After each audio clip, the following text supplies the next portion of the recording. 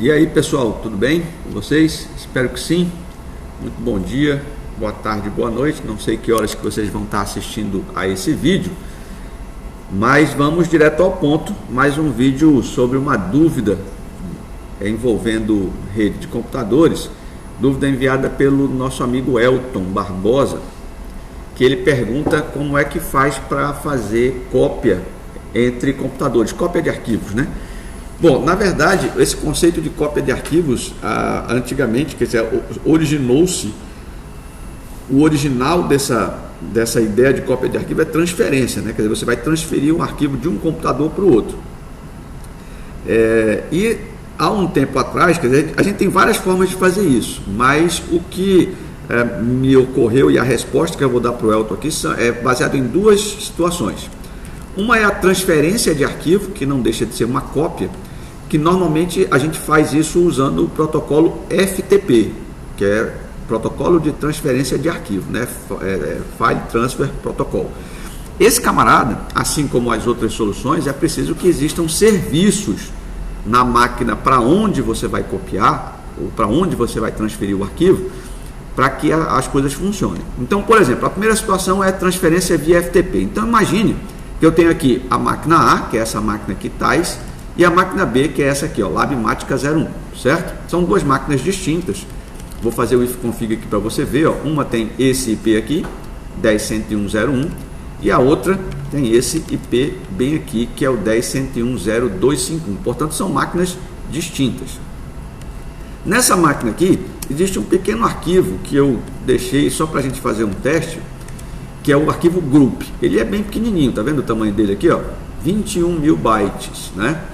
Então, não vai demorar muito para fazer a transferência. Então, veja, primeiro usando o FTP. Eu vou transferir desta máquina aqui, que é a TAIS, para essa, que é a Labmática. Você vai perceber que dentro dessa pasta aqui, que é o Home CCM, não tem nada aí dentro, beleza? Só que nessa máquina Labmática 01 tem que ter o serviço FTP rodando. E aí, o serviço que eu usei aqui foi o ProFTP. Você vai perceber que ele está rodando aqui, ó, ProFTPD, está aceitando conexões. Se não tivesse isso aqui, eu não poderia usar a transferência, ok? Bom, aí como é que a gente faz? A gente coloca aqui FTP 10.101.0 o IP, ou seja, FTP é o cliente do serviço de transferência de arquivo. Eu me conecto ao servidor, ou seja, eu direciono, eu aponto o meu cliente para o meu servidor, que está nesse IP 10.101.01, que lembrando, é essa máquina aqui. E aí dispara o FTP para lá. Se o serviço estiver no ar, ele vai pedir o login e a senha. Então eu tenho que ter o meu login, que no caso é CCM, e a minha senha, que por razões óbvias eu não vou falar em voz alta, né? Porque normalmente eu costumo falar isso nos vídeos. Muito bem. Dito isso, aí você precisa ambientar a tua transmissão, a tua transferência, usando três comandos. Um é o hash, esse não é necessário. Por que não é necessário? Porque esse aí é só para ele mostrar na tela como se fosse a evolução da transferência, né? Então, a cada bytezinho, a cada K, na verdade, ele coloca um jogo da velha, uma hashtag, tá? Então, isso aqui é o tipo do comando que você liga e desliga, tá vendo? Tá? Então, eu vou ligar, porque o padrão é desligado, só para eu poder ver. Eu gosto sempre de fazer isso. O outro eu acho sempre necessário, que é o bin, que ativa o modo de transferência binário, porque se você estiver transferindo um arquivo do Windows para o Linux, por exemplo, mesmo que seja texto, pode ser que não haja compatibilidade, né? E aí, se você resolve transferir de forma binária, aí não tem problema, né? O arquivo vai sair de um canto e chegar no outro, independente do sistema operacional, vai chegar bem, vai chegar sem nenhum tipo de ruído. E por último, que também, embora não seja necessário neste caso, é o prompt.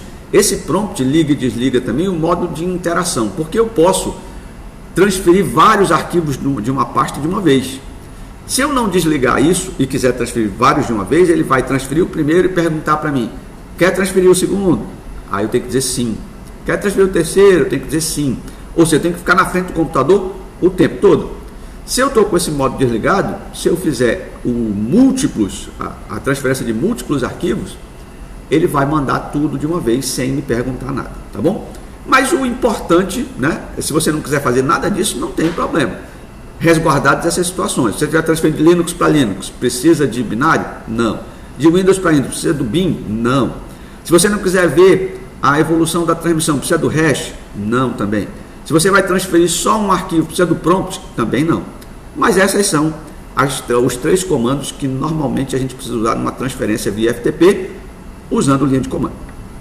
Bom, depois disso, o comando que importa mesmo é o comando de enviar o arquivo, que no caso é, veja, ou você usa o put para mandar um arquivo só, ou você usa o mput para mandar múltiplos arquivos. Eu uso só o mput, porque o mput serve como put também, né? Porque eu podia fazer mput asterisco, aí ele ia mandar tudo que estava na minha pasta da máquina local para a máquina remota, certo? Mas como eu quero mandar só o arquivo host, eu posso botar assim, ó, host. É host, não é group, né? Group, certo? Então, tanto faz put group ou mput group, dá no mesmo, tá certo? Aí você vai perceber o seguinte, ó, ele vai mostrar os hashtags com a evolução, vai transferir de modo binário e não vai me perguntar se eu quero transferir ou não. Então, ele transferiu o arquivo local group para o arquivo remote group. Isso feito, você vai lá no nosso Labmática 01, que é o nosso servidor de FTP, para onde eu transferi o arquivo, e faço um ls de novo. Aí você vai ver que ele está lá, exatamente com os 21 mil bytes que tinha originalmente, beleza? Bom, e se você quisesse pegar um arquivo de lá? É a mesma coisa, né? Se o serviço FTP está disponível lá, você, em vez de usar o mput, que transmite um arquivo para lá, você pode usar o mget, que pega o arquivo de lá. Então, por exemplo, se eu quisesse pegar o arquivo group de lá, mget group, e aí ia acontecer a mesma coisa, ele ia transferir o arquivo da máquina Labmática 01 para a máquina Thais aqui, né, que é o meu cliente FTP, beleza? Bom, isso é como a gente faz com o FTP, tá?